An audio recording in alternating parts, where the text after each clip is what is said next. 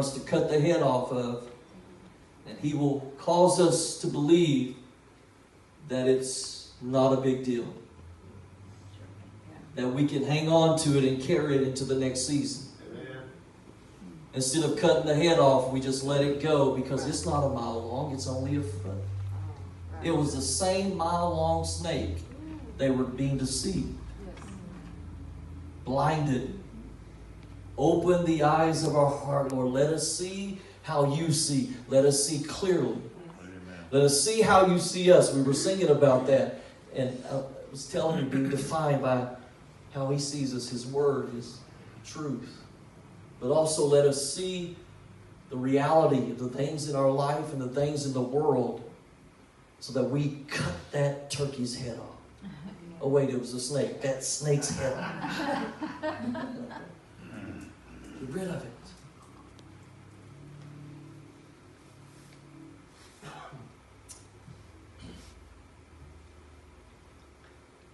The Bible says in Joel 2, verse 28 and 29, our dreams, really biblical. Most of you know these verses before I get to the third dream and then share a couple things more on the course correction. And it shall come to pass after this that I will pour out my Spirit upon all mankind. Your sons and your daughters will prophesy. Your old men will dream dreams. Your young men will see visions. Even on male and female servants I will pour out my Spirit in those days. Dreams are absolutely biblical.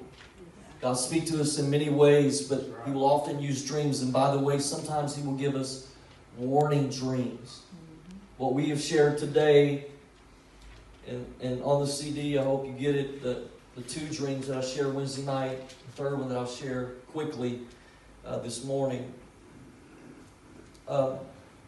were prophetic dreams of message, for direction, for course correction.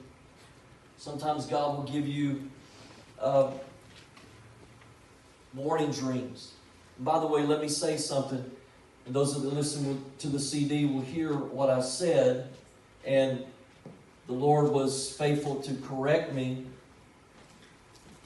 But I made a comment and I said that the enemy can gain access into your dreams.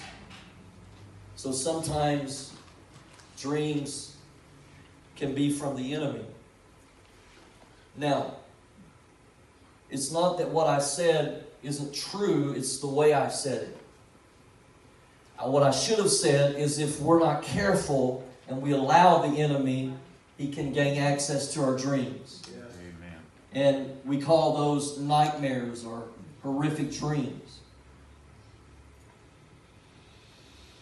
When I preached that Wednesday night,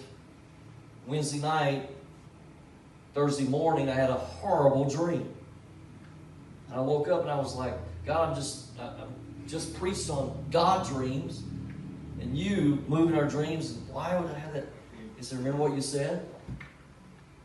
You said the enemy can access your dreams. You opened the door for him to access. I'm telling you, I had a horrible dream. It was not from God. There was no message there. It was horrible. And I renounced what I said, and I'm publicly doing it before you. No, the enemy cannot access your dream unless you let him.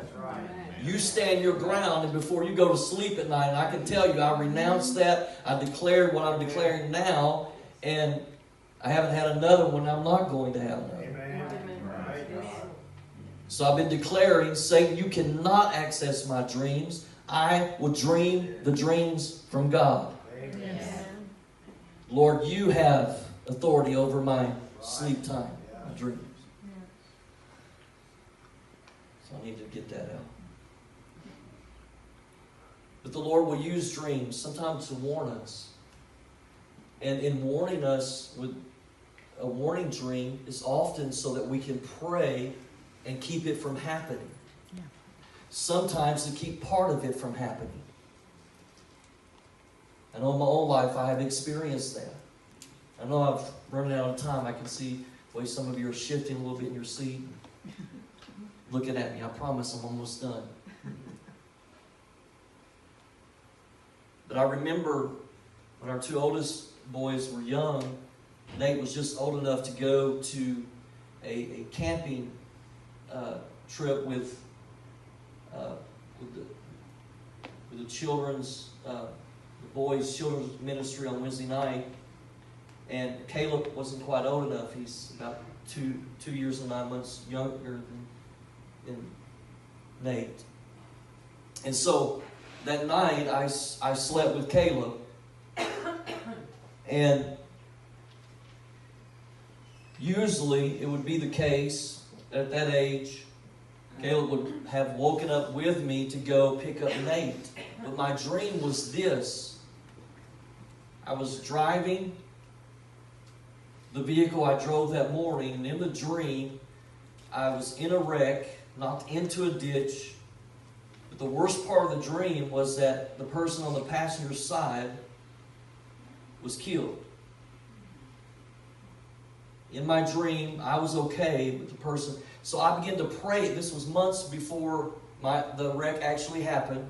I began to pray mostly that the Lord would protect whoever it is in the